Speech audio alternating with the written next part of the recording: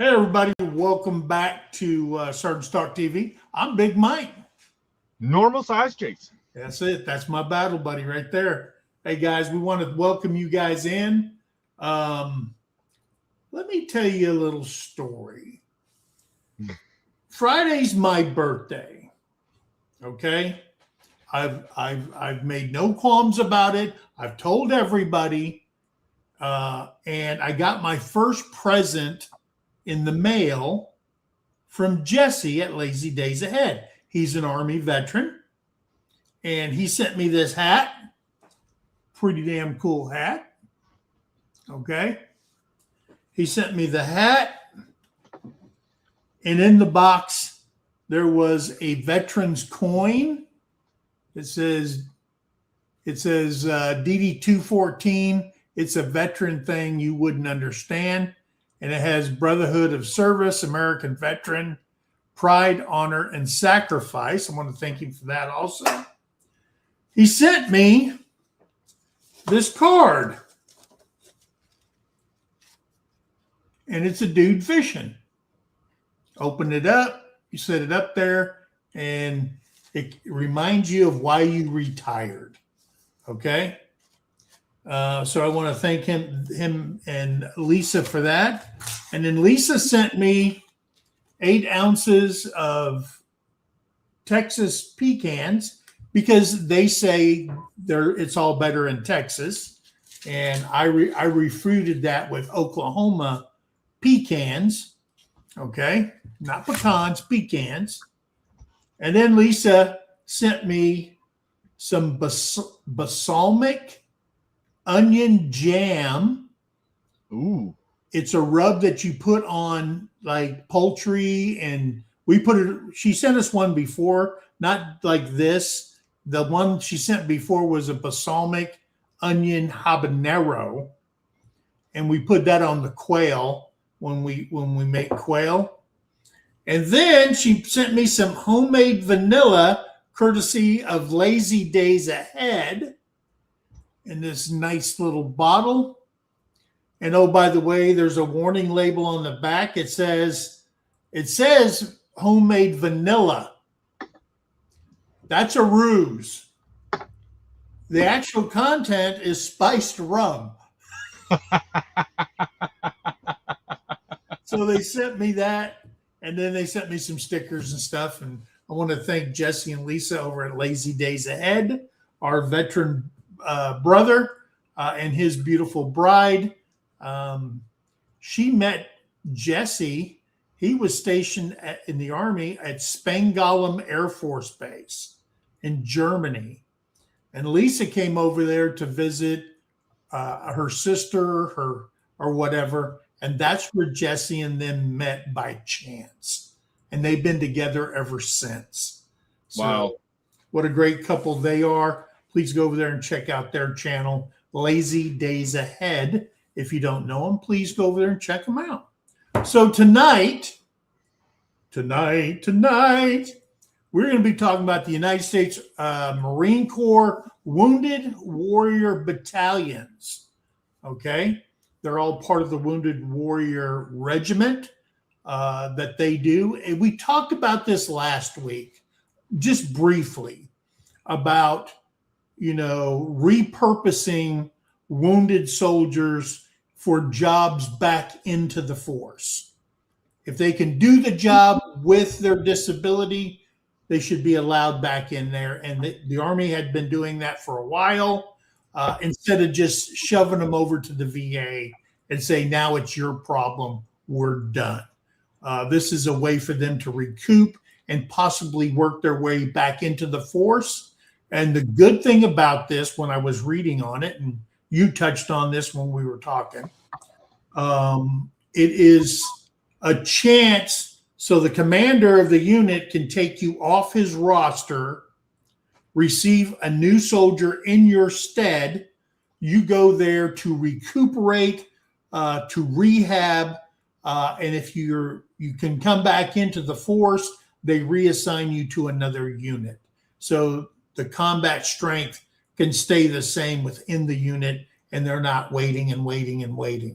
But it's an awesome program, and we're going to talk about that and inform you about it tonight.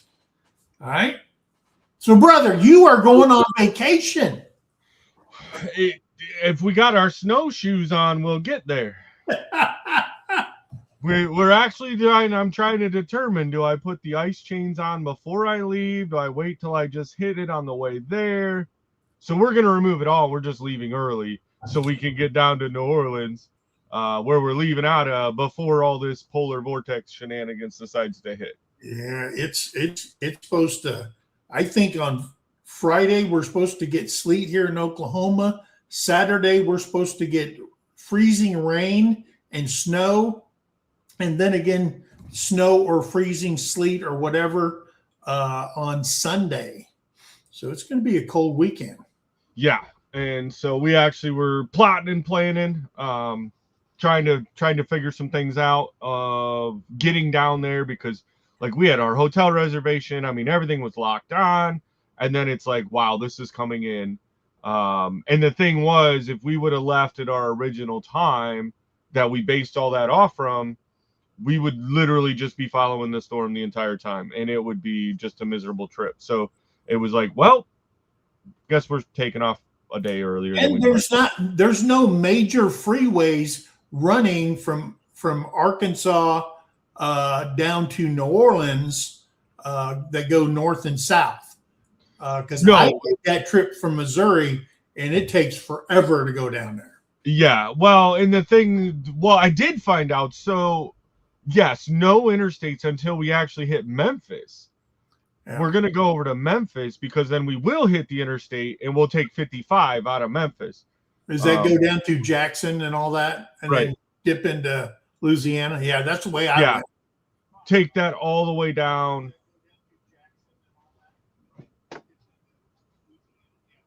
My phone just automatically started playing our live, I guess. I have no idea. It was off and sitting off to the side. Can we get a view for that?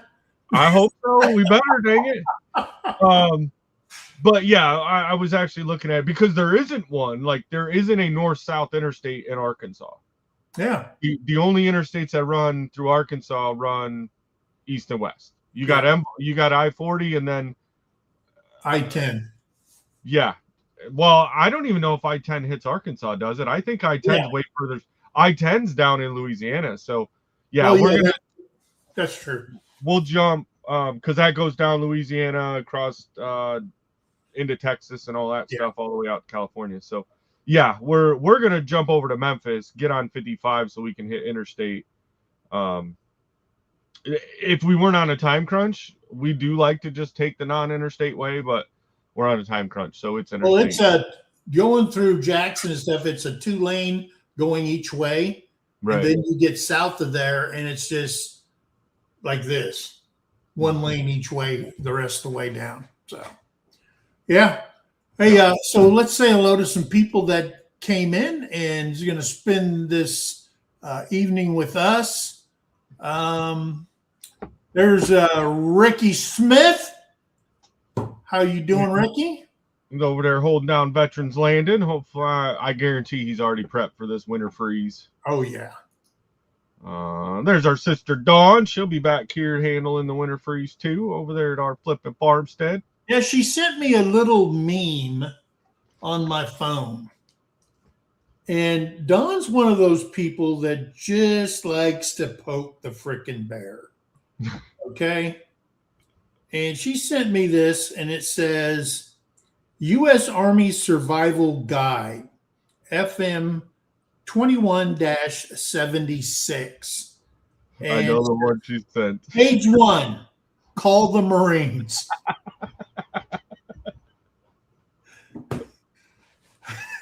Well, I'll call the Marines and call them my sons of bitches. Right? Help. While we're calling everybody else to get us over there. We're like, okay, we're going to be there first if you give us a ride. We're sitting there with our thumb out. United States Navy, we need an Uber. Right?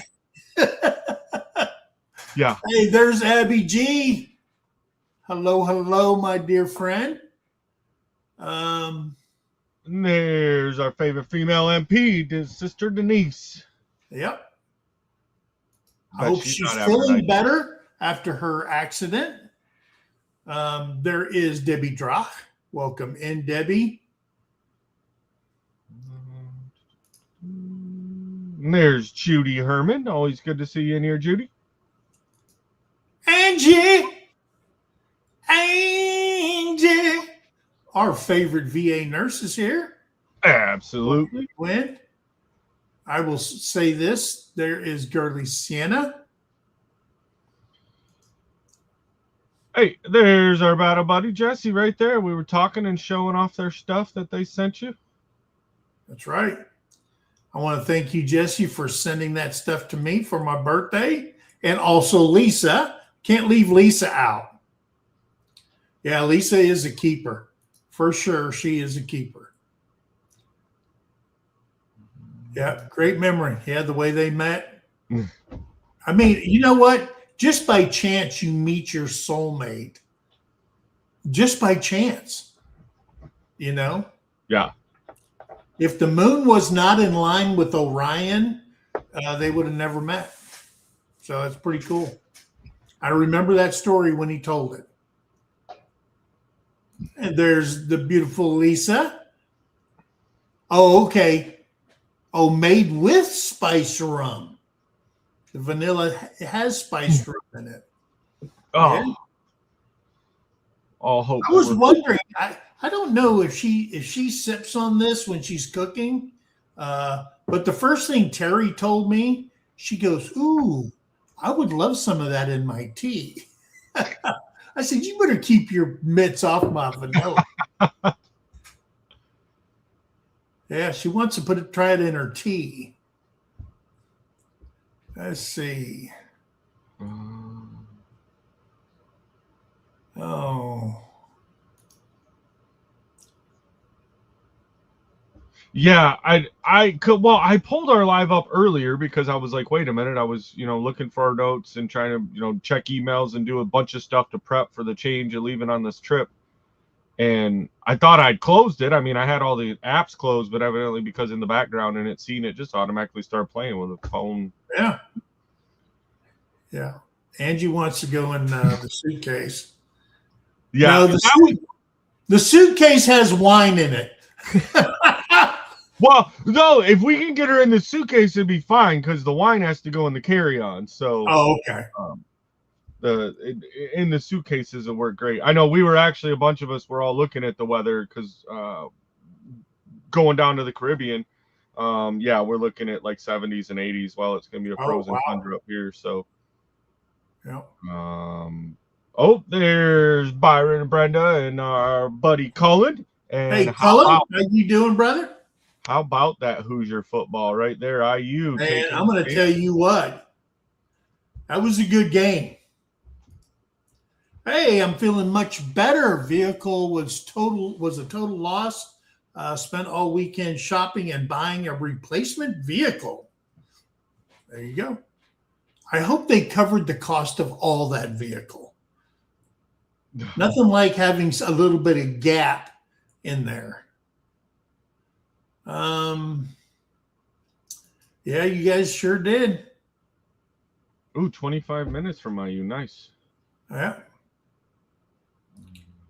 Let's see.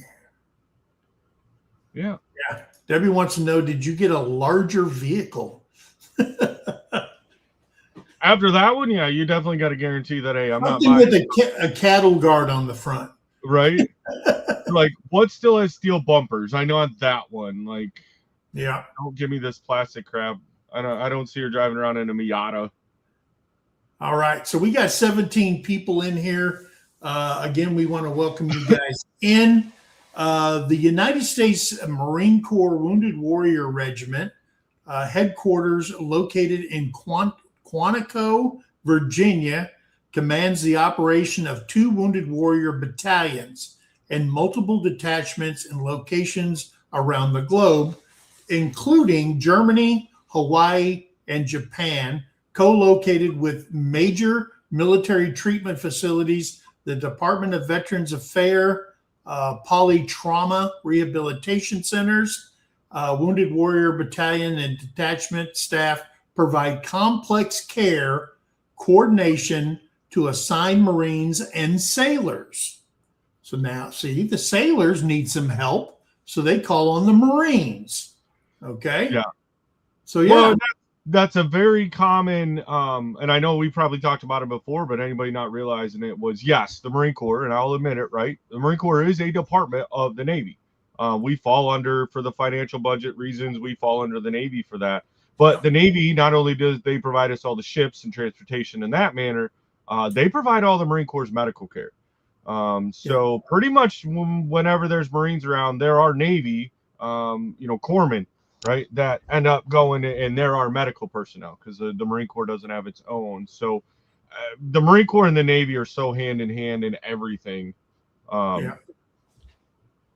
That and it's I not think uncommon. Since 1999, the Navy, the Marine Corps, and the Army have joint training bases. For example, Fort Leonard Wood, Missouri, has the Engineer Command. They have the Chemical Command. They have the MP Command. All the schoolhouses are right there. And the Navy, the Marine Corps, and the Army all attend courses there because they're all in the same MOS anyway, military operation specialty. So they do it all there. And it saves, in total, it saves a lot of money not running 3 separate schoolhouses somewhere in the force. So it's an absolute, when they can cross level, it saves taxpayer and the DoD budget when they do things like that. Now, we did the same thing with the Army at Fort Knox, which is now everything's moved down. It's at Fort Benning, multi-service for all the training and stuff. So question on that for you, though, because I've heard some guys that have had that, was for us, like on the tank side, yes, we were co-located with the Army for the tank school and the supplies and the training areas and all that kind of stuff, but we were completely separate. Never did we co-mingle. Did your courses like co-mingle where it was all the branches in the same class, or it was just the fact that the same facilities are used? No, actually, in the basic courses, okay, right out of boot camp, when you go to your AIT, individual advanced individual training, they do not mix. The schoolhouse, they support. The instructors are all the same. Okay. It's just they have their own classrooms and stuff like that. When you get into like your officers' courses, it's intermixed. All right. When you get brand new lieutenants going into their basic course and stuff like that, they're intermixed. When you go to your advanced course, when you're a captain, before you make major, you have to go to your advanced course, your pre-command course, and all that stuff. They're intermixed also. And a lot of them get selected out of there to go to the other branches to serve 1 or 2 years or something like that. Like you may have a captain that's all of a sudden he gets assigned as whatever over in the Marine Corps, or they experience, it's kind of like the academies where they move some people, they can apply and you can be in the Navy, but you're attending the Army Academy, and the Army guys and the Air Force, they do that also. Because I know in Annapolis, both the Navy and Marine Corps officers get trained there. Yes. Lieutenants and stuff like that. So yeah, they do that, but not at the basic level. But they do, they're all in the same schoolhouse. Cool. Little extra knowledge for everybody, and hey, learning's occurring, folks. So yeah, Wounded Warrior Battalion. Like we said, we kind of talked about that a little bit last week. I love the purpose and cause of Wounded Warrior Battalion. And when they first I seen the first one that came to Lejeune, was super stoked. Didn't know much about it at first, but the more I learned about it, was an amazing program. It's a U.S. Marine Corps unit under the Wounded Warrior Regiment that provides comprehensive non-medical support for wounded, ill, and injured Marines, sailors attached to Marine units, and their families, helping them recover, return to duty, or transition to civilian life through personalized care, resources, and advocacy. These battalions offer physical and mental rehabilitation, career and education support, and family assistance, with primary locations at Camp Lejeune, which is the East Coast, and Camp Pendleton on the West Coast. Yeah. And yes, I think that was one of the greatest things about that was why we brought it up last week, and what we were talking about earlier was it allows that Marine or sailor and their families to go through that whole rehabilitation. And whether that means they're going to rehabilitate enough to get back into the active duty force, or they're rehabilitating enough that they can actually transition out to the civilian world again. But they're not getting what typically would happen before the Wounded Warrior Battalion was developed. Was as soon as the medical said, "Hey, we're not holding you for any more surgeries," you were automatically getting processed out. Like you could, hey, you're going to go home to wherever you came from and heal there, and then figure life out. Like, it caused a lot of mental health issues. Yeah, just hand them over to the VA. Right. Yeah. So yeah, and we did talk about that. For catastrophic injuries and stuff like that, there is a special compensation that they receive on top of. I mean, if you lose a leg, an arm, or something like that, you're going to be 100% anyway. But then you get your special compensation on top of that for catastrophic loss, and it helps the family out because they give you that because there's a lot of needs that people who are catastrophically injured need over time.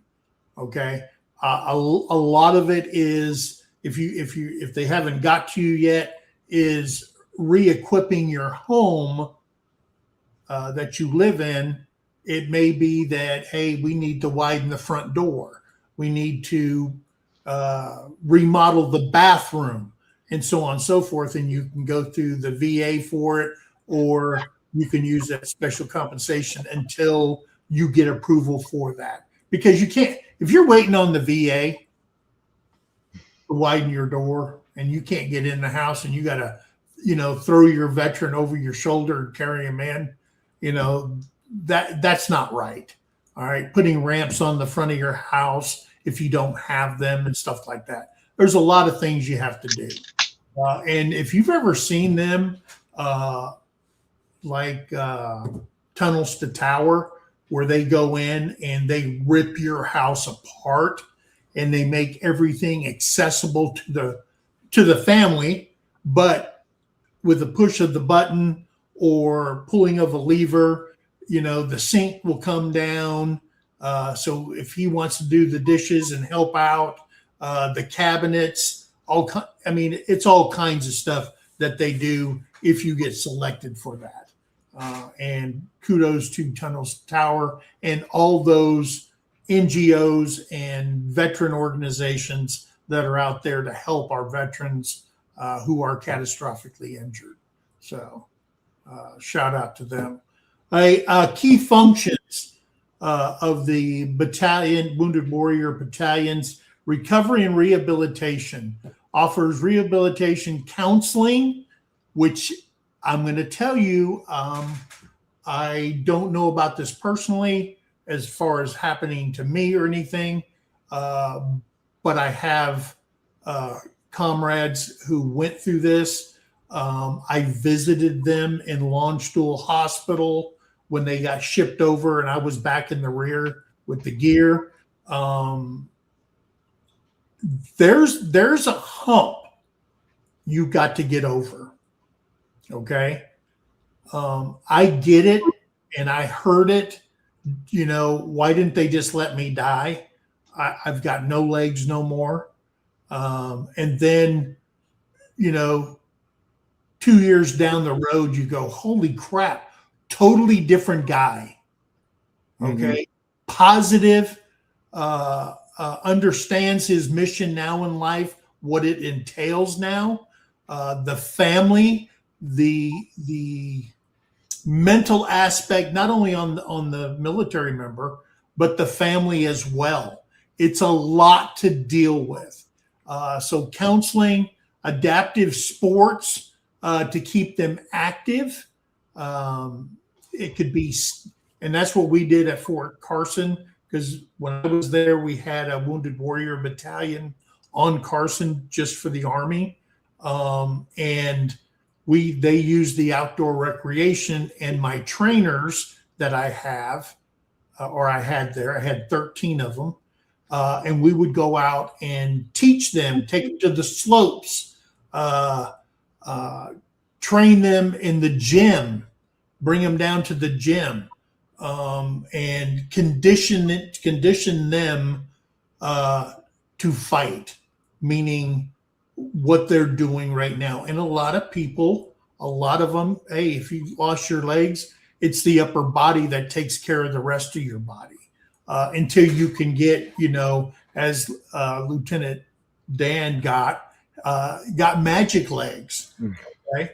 And guys, I'm going to tell you something. The money that the DOD spends on our wounded warriors, amputees and stuff like that, you would not believe you could buy a brand new Ford pickup truck for what it costs for a pair of those legs that they use. They do not skimp. Okay. They do not skimp on anything for these warriors. And that's what the battalion does for them, and helps service members regain function. Okay. Because there's nothing worse than being a warrior and being at the mercy of other people for the rest of your life. So it teaches them that to regain function, to take care of themselves, to stop feeling sorry for themselves, give them a purpose. Okay. They also transition support, assist with education, employment, and navigating disability evaluation systems, DES. We talked about DES before, and the compensation and stuff like that for that. You may have that transition support is vital, because prior to them offering it through these Wounded Warrior battalions, they would just send these guys through a normal transition brief, which is, hey, how to make a resume, the normal stuff that isn't going to affect them. They're not going to be able to go back to a normal job. Yeah, in most cases, right? Some are. But it's that whole thing where they shouldn't be going through what the normal, just average Marine that, hey, did his contract, got out, go. No, they have specialized care, they have specialized needs, and being able to assist in those, because like we've talked, right, there's so many VA programs out there. That's what these guys specialize in, is, hey, this is what the benefit you should get. These are the things that, hey, as you process out, these are the claims that you get to put. These are the assistance. These are the housing benefits, all that kind of stuff. And I'm sure it mentions it in here, but I want to mention it before it's forgotten, is a major, major benefit of this, right? Kind of going back to that whole regain function, is their point purpose is rebranding them into a new purpose. Yes. Right. When they can't be on active duty anymore, they need to have that repurpose. So that it's not just them laying around in hospital beds, drooling and waiting for the ice cream truck to come by. They have them active out in the community, or out training, or, whether it's doing something for like Special Olympics, or anything like that. Like, there was so many events that they kept those guys involved in, while they were still getting their active duty pay, Right. Which financially for the family support is major. Yes. So on the education part, like, you may have been an infantryman, That's what you know. And they will look at your aptitudes and stuff like that and stick you into a training program. And it could be, computers. It could be finance. It could be whatever that you can physically do that they fund and they train you in. So family support addresses the unique challenges faced by families of injured personnel. Guys, this is probably this is a shock. You being the warrior, whether you're male or female, your spouse, what your spouse goes through, what your children go through. There's counseling available for all of them together to, bring that family back together and create a new normal. Okay. Create a new normal. Okay. Because it's not going to change. Okay. So a family needs to grow together. And that's what this part of it is when you talk about family support. Hey, I want to welcome in our friends there, 2 vets in a van.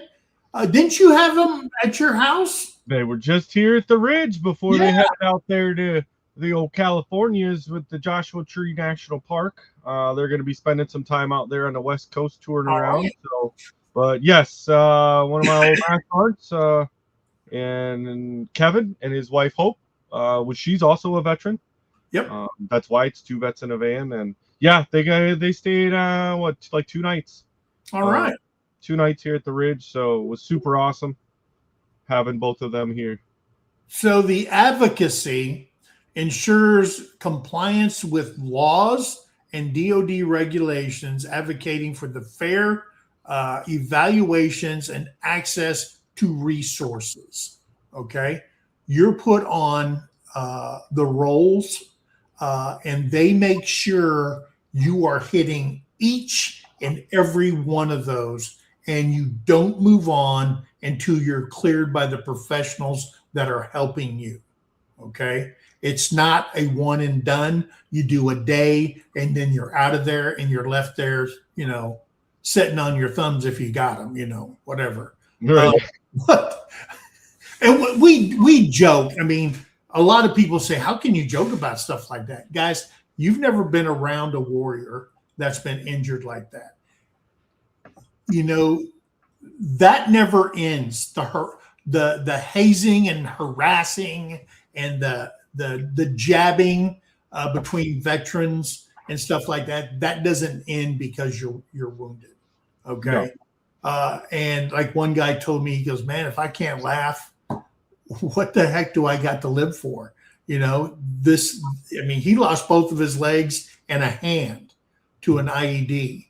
And this was back when we didn't have up armored Humvees and stuff like that. And hey, the bad guys figured a way. You could be in the up armored Humvee and they're still going to find a way to blow that thing to shreds. Okay. So yeah, they don't just check the block. You don't move on until you are 100% complete. And again, they have people on board that ensures that happens. Yeah. Okay. So there you go. Oh, and they even if you're coming up, because I knew several of them that we had sent over there from injuries between Iraq and Afghanistan, and a lot of them, they did their deployment and they were getting out within 6 months of coming back. Well, guess what? Now you're not.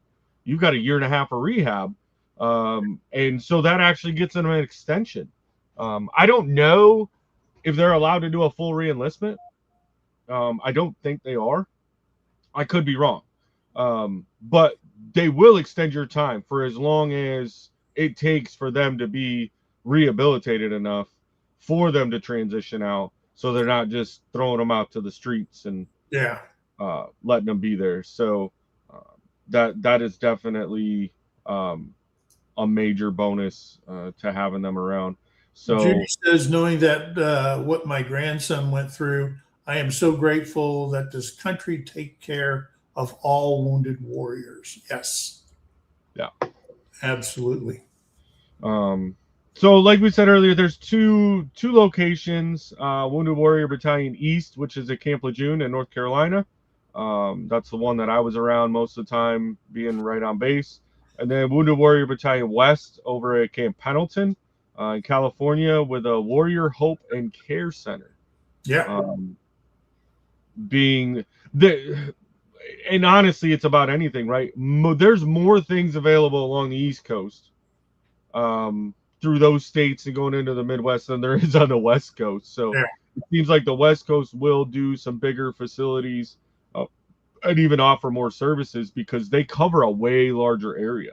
Yeah. But I think that the Army, they stood up wounded warrior battalions during Desert Storm because of the sure influx of wounded personnel that were coming back, and the major hospitals like down in San Antonio, over in Washington D.C., and places like that, Bethesda, they were overwhelmed.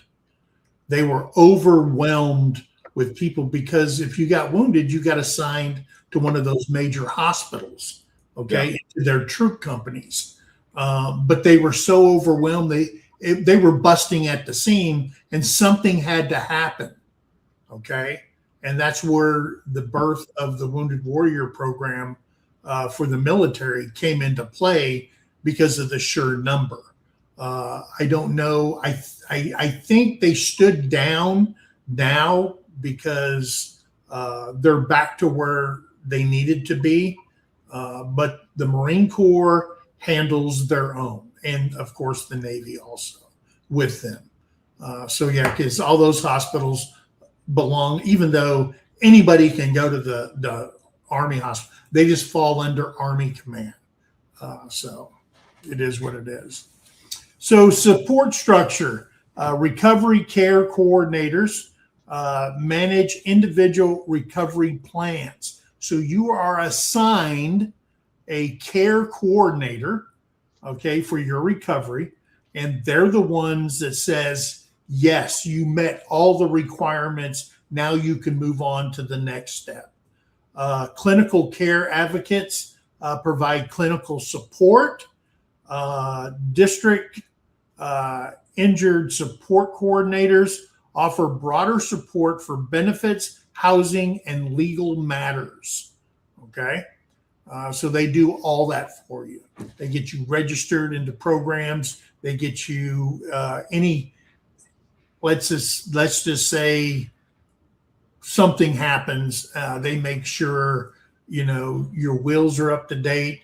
Your insurance is up to date. They make sure because you're a catastrophic loss, your insurance is paid off to the family. Okay. It's just not, you don't have to die. You can lose a limb and they pay out, and that coordinator makes sure all that happens for you. Okay. So the overall goal, what we've been covering, is to maximize the recovery and successful transition for every service member and their family, ensuring that they're fully prepared for their next chapter, whether returning to service or entering the civilian world.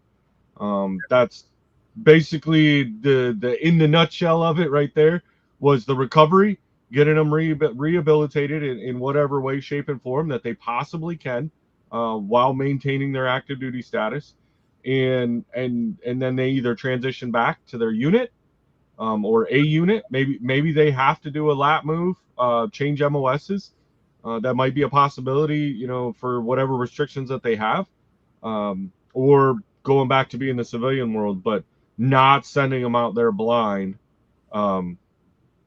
unless that's the condition they were there for. Then they're stuck with it. But yeah, y'all know what we're talking about, is not just shoving them out like it's happens for so many years before.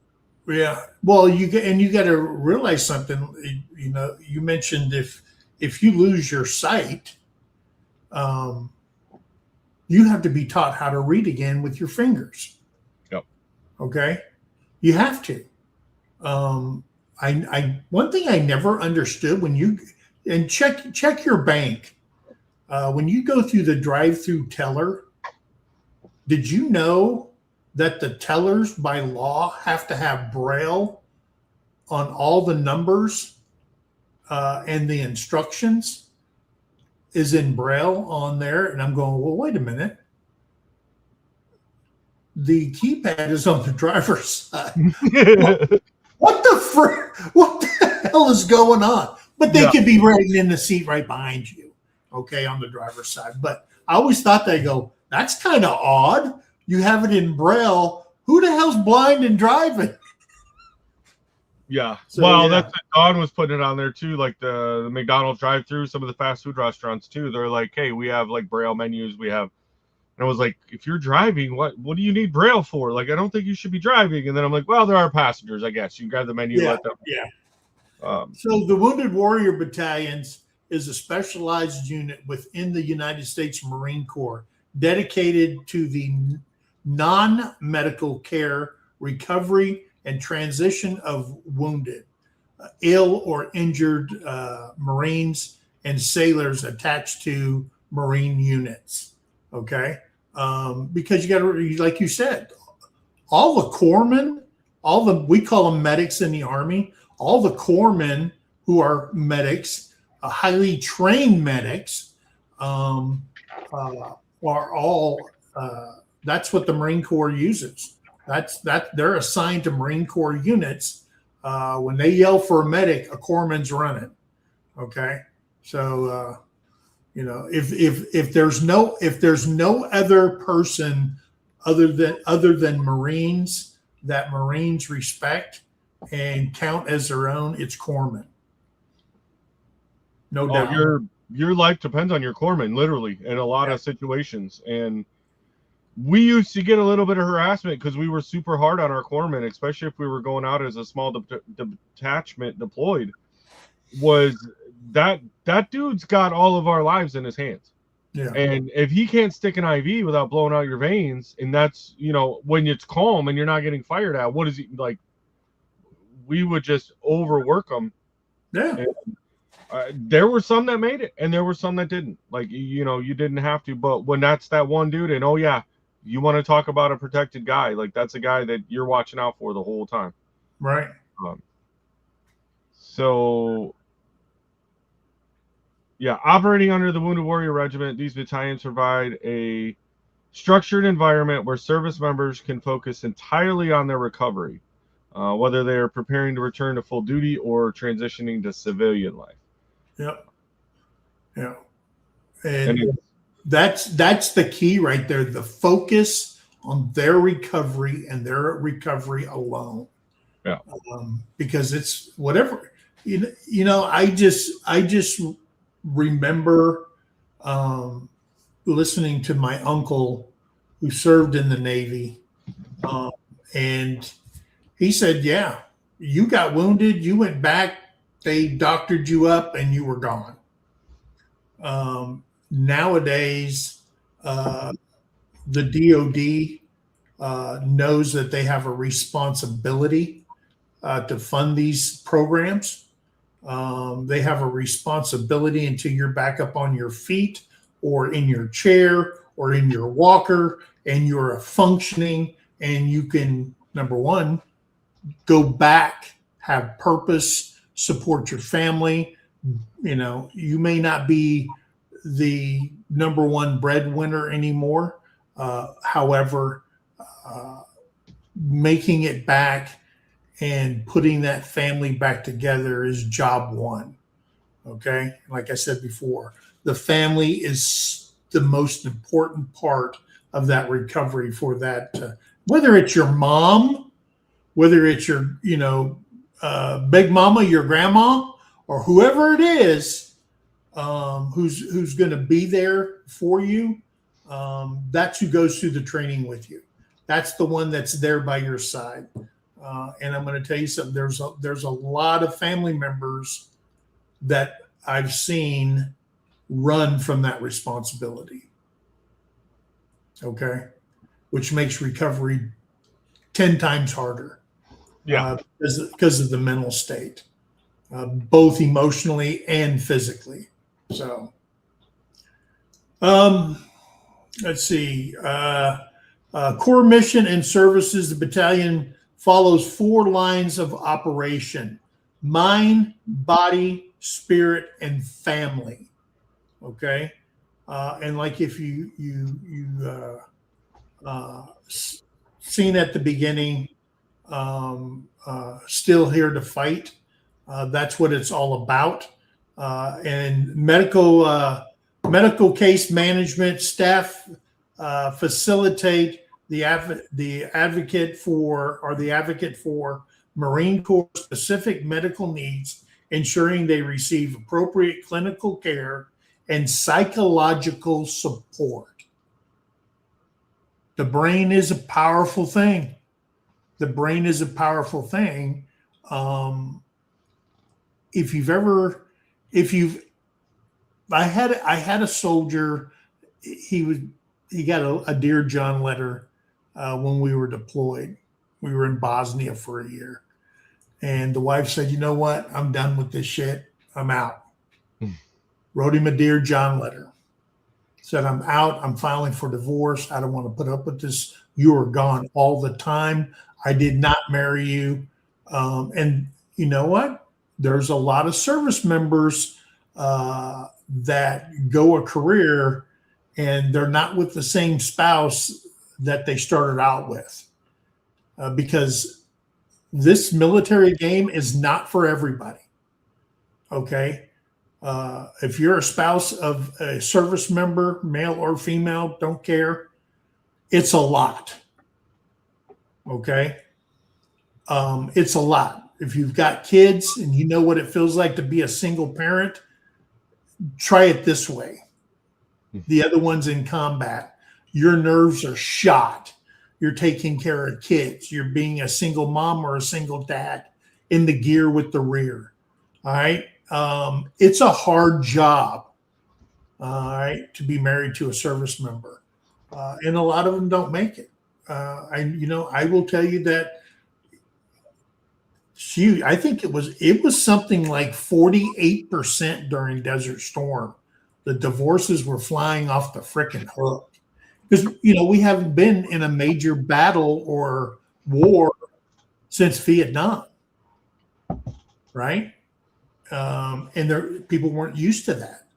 They weren't used to it at all. And then you got to look at the second surge after 9/11. Remember, Desert Storm happened.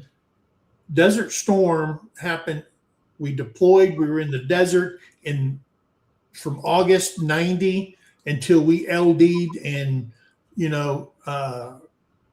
hit the go button across the line of departure.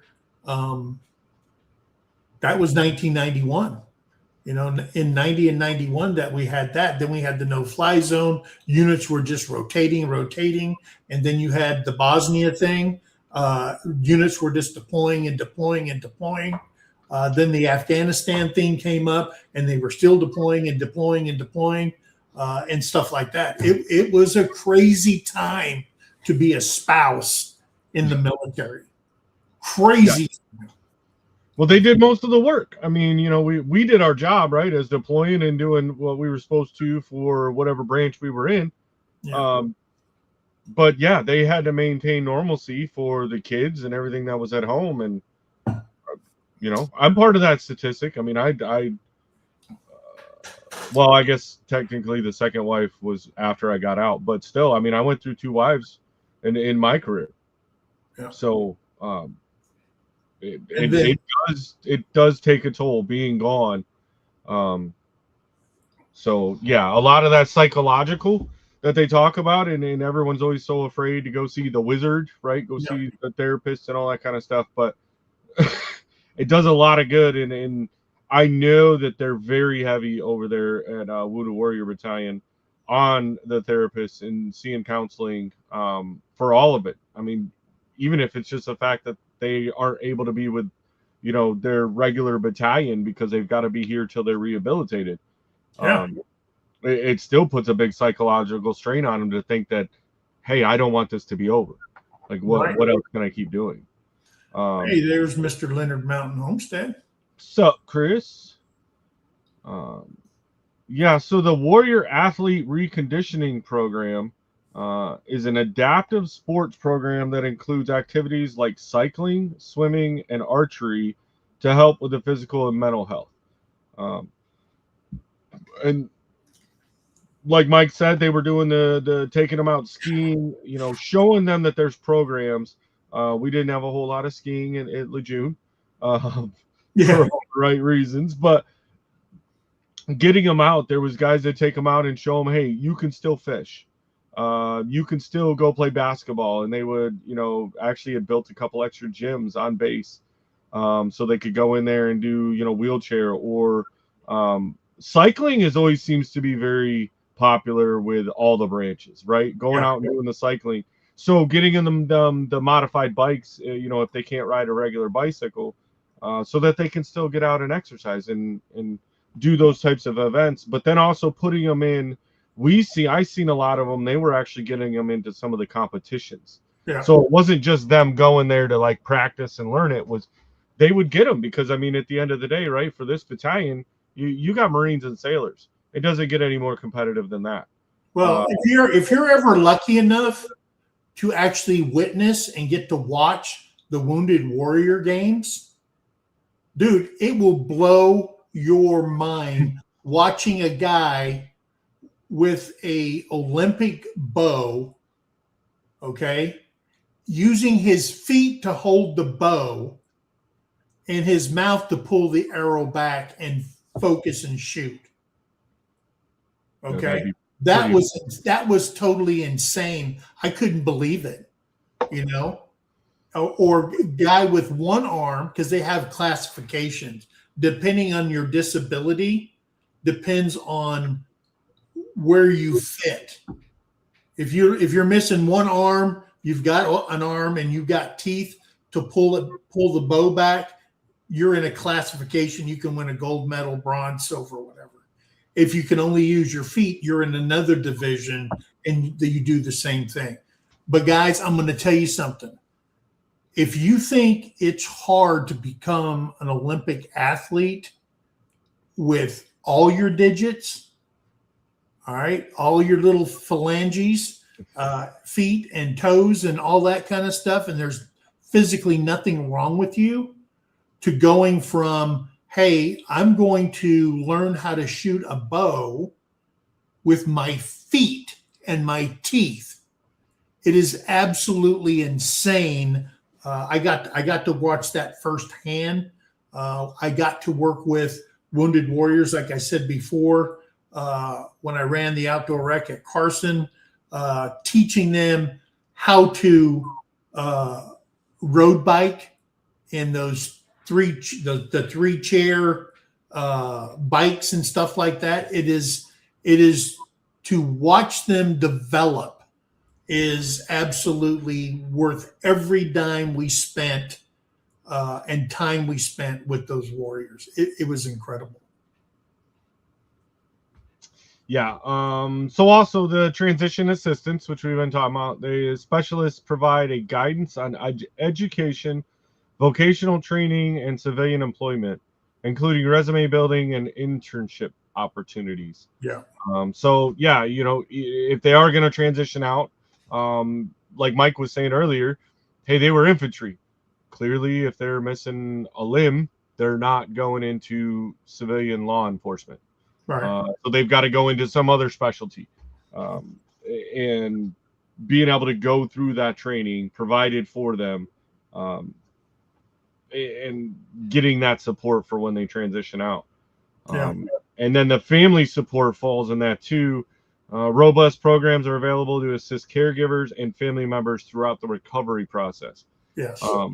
And I think a big key to that too, right, is also using those programs for like the spousal tuition assistance and vocational rehabs and stuff, like getting the spouses, because now if that service member can't go out and get a job to be the primary income earner, now, especially if they have children or anything like that, if they're not getting enough to live their lifestyle that they're wanting, then that spouse has to go get a job, and she may not have had to work, or they may not have had to work the whole time that they were in, but now their service member's injured to where they can't work.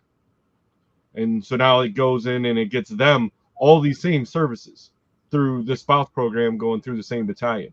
It's all about helping the family, but then training them too, right? Transitions, now all of a sudden now they're in a wheelchair. How does that family have to know, how do they know to transfer them from the wheelchair to a bed to the, toilet to the shower, like all these different things that, a normal, you have all your digits and operations, you just stay. I got to take a shower. I'm going to take a shower. Well, now that's a process. Yeah.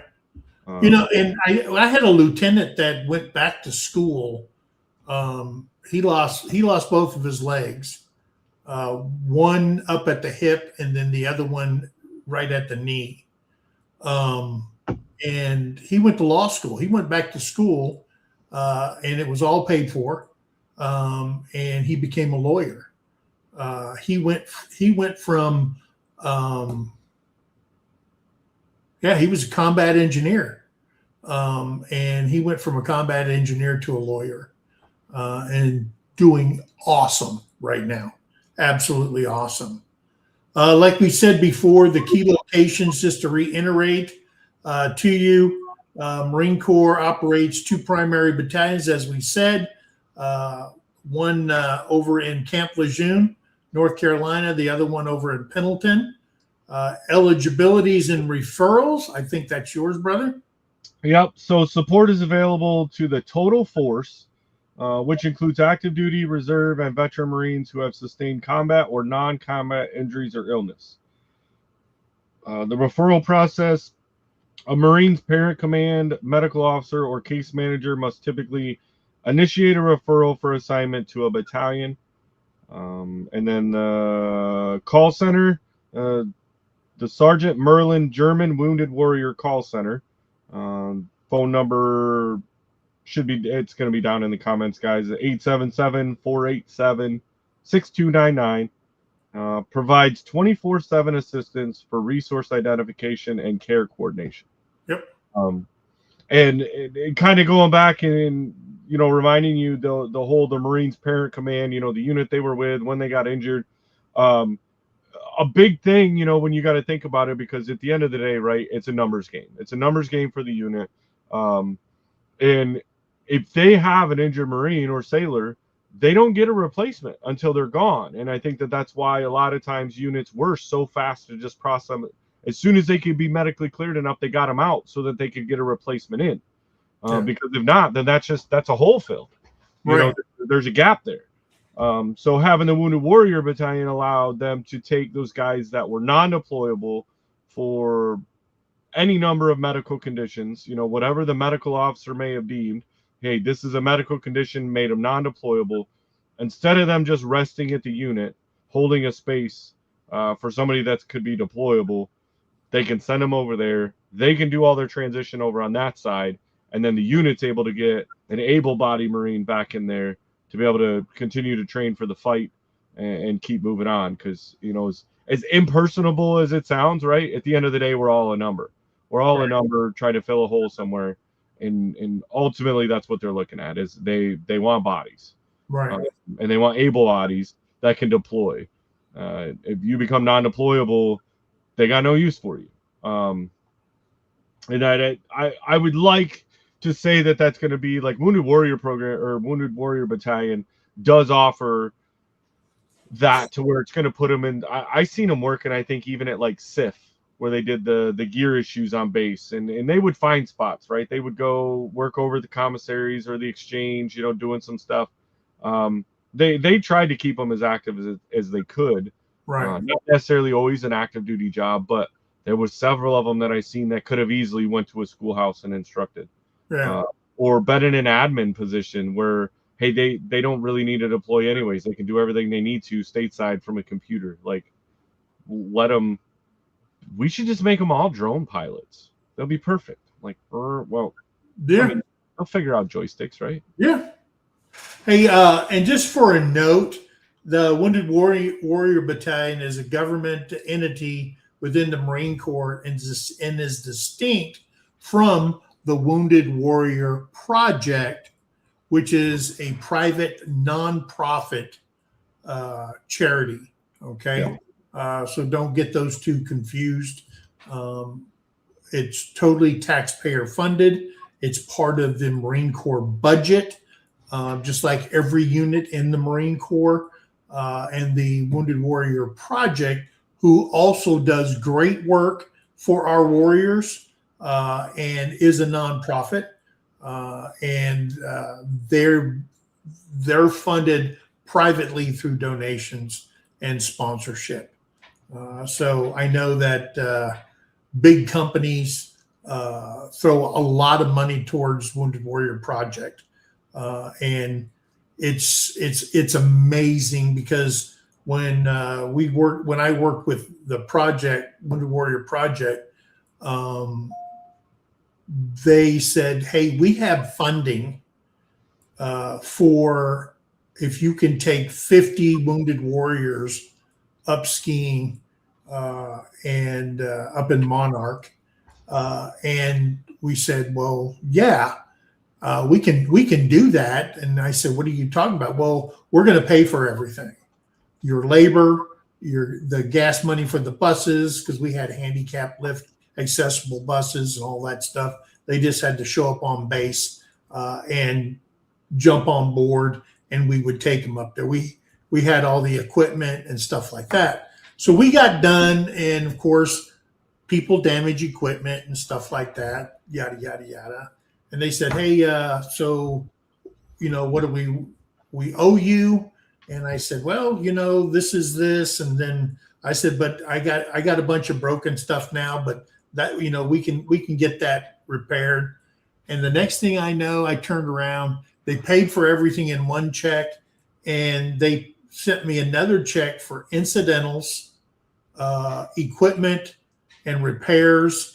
And they threw me another $20,000.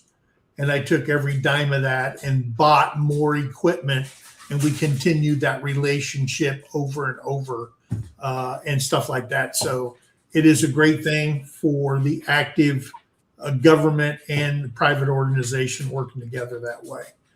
So yeah, it's a great program the Marine Corps has. I don't know. I haven't heard a lot, and I tried to research, and I couldn't find nothing on the Army one anymore. So I'm thinking they probably dissolved that because now the hospitals aren't inundated with so many. They've already been serviced, and now the VA is picked up that bill for those who were discharged and went on to the VA rolls. So that's what we got for you tonight, guys. We will not have a Sergeant's Talk next week. One of us is going down to the Caribbean, and I don't mean down towards Venezuela or nothing like that. But they're going. No, they wouldn't let me go that far. Yeah. Oh, good. It's kind of busy down there. A little bit. Yeah. But I had a little too much gray in my beard. I wasn't allowed to go play with the young ones anymore. Yeah. So we won't have one next Tuesday. But the week after that, we're going to have one. And that week, we're going to be talking about what is an illegal order. It's been in the news, guys. And so we're going to talk about that. So, guys, do your research, what you know. We're going to talk about Colonel Kelly. We're going to talk about all those guys, what they did, what constitutes an illegal order, and the process when it's identified. But, guys, that's for 2 weeks from now. I hope you'll join us then. But, guys, remember, be kind to one another. Help somebody in need. And always, always think of that. Brother? Just like every week, guys. Appreciate every single one of you coming in. You guys are doing an amazing job getting us shared out there. Trying to bring some new people in, see some new names, which is awesome. And then ultimately, we just thank you all for sitting here listening to our therapy session. Yeah. That at the end of the day, that's what it is for us. We get the extra added benefit of possibly helping some veterans out there, getting some information out that they didn't know. We learn information we didn't know in the meantime. But ultimately, I wouldn't want any better therapist than all of you that come in here every week to sit here and talk about this stuff. I know it's not 100% the same, but just like Kevin and Hope were here for a couple days, and anytime that Big Mike and I get to even chat, but let alone be in person with one another, and any of the other veteran friends that we have, it's just it gives you a calm. It's hard to explain, but yeah, it gives you a calm where you're okay, and you guys help us conduct that every single week. Yeah. So appreciate you, and look forward to seeing y'all in a couple weeks with maybe a little bit better tan. Yeah. And whoever blocked Angie, shame on you. I think it was Dawn. It probably was Dawn. I think Dawn is probably capable of it. Yeah, her thumbs got faster than her brain. Yeah. And she hit a button, and yeah. Either way, she accidentally hit the 3 buttons on the side and accidentally hit blocked. I could see great. Dawn doing that. Dawn's an angry woman sometimes. Look, oh man. Oh. She said nope. She wouldn't tell Love us. you guys. Hey, see you in 2 weeks. All right. Love you. God bless you. We'll see you on the next one. Bye, guys. Bye now. Get out of here. Go on and get.